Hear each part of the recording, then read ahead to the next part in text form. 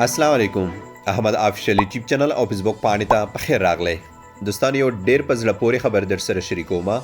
اسکر د خو کسانو لپاره کم چا چې ویزیټ ویزې د دریمې میاشتې نه راپدې خو ختم شوي او دوی ته د اتمې میاشتې لسم تاریخ پورې اخیرنۍ ورځ ورکړی شوې وه چې کم چا د اتمې میاشتې لسم تاریخ پورې خپلې ویزې بدلې نه کړې او یا د اماراتو څخه بهر نه لاړ نو دوی پسې به د اوومې میاشتې 11 تاریخ نه غرامې حسابیږي. دغه تاریخ نن ورځ ده نو نه پوهېږم چې تر ننه پورې به څومره کسان په دې باندې توانېدلي چې دوی یا د اماراتو څخه بهر لاړ شوي وي او یا یې خپلې ویزې بدلې کړې وي خو شاید په دې کې لږګونو کسان پاتې هم وي چې دوی نه خپلې ویزې بدلې کړي او نه د اماراتو څخه بهر لاړ وي. دې کسانو ته خو داسې هم ویل شوي کوم چې په ګلف نیوز کې راغلي وو چې کم څوک د اتمې میاشتې لسم تاریخ پورې له اماراتو څخه بهر نه لاړ او یا خپلې ویزې بدلې نه کړې نو دوی پسې به د اوومې میاشتې 11 تاریخ نه غرامې حسابیږي.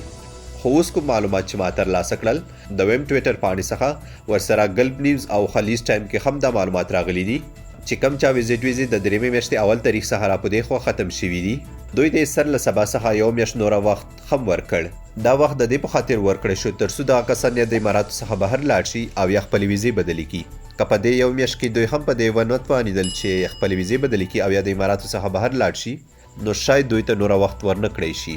دا به د دوی اخیرنۍ وخت وي. دا خبره یو ځل بیا تاسو ته زه تکراروم کم چا چې ویزیټ ویزې د دریمې میاشتې نه راپدې خوا ختم شوي دي او دوی ته د اتمې میاشتې لسم تاریخ اخیرنۍ ورځ ښودلې شوې وه چې کم چا د اتمې میاشتې لسم تاریخ پورې خپلې ویزې بدلې نه کړې او یا د اماراتو څخه بهر نه لاړ نو دوی پسې به د اوومې میاشتې 11 تاریخ نه غرامې حسابیږي. خو نن چې جوازاتو کوم اعلان وکړ په دې کې ویل شوي کم چا چې ویزیټ ویزې د دریمې میاشتې نه راپدې خوا ختم شوي نو دوی ته یو میاشت نوره وخت هم ورکړ. په دې پسې به یو میاشت پورې هیڅ مخالفه نه راځي.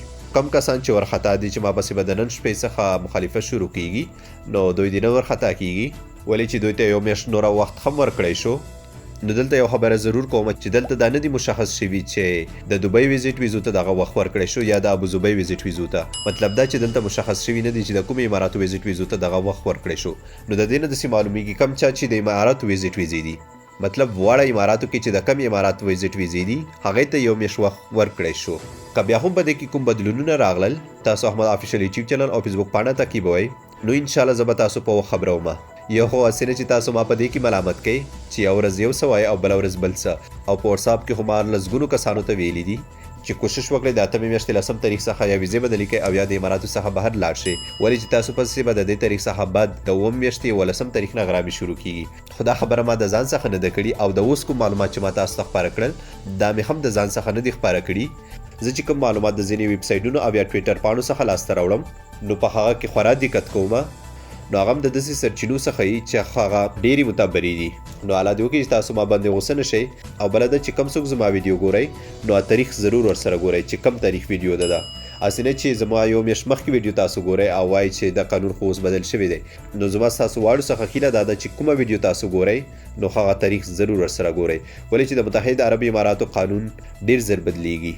نو الله دې وکړي چې دغه معلومات تاسو ته ګټور تمام شوي دي. هیله مې دا ده چې دغه ویډیو خپلو واړو ملګرو سره شریکه کړئ تر څو ستاسو په ذریعه دوی ته دغه معلومات ورسیږي. نور که چیرې تاسو احمد آفیشل یوټیوب چینل ته نه یوئ دا د زنو سره ضرور سبسکرایب کړئ او که احمد آفیشل فیسبوک پاڼې ته نه یوئ نو دا ضرور در سره لایک کړئ. نور مو په الله سپارم. د الله په امان.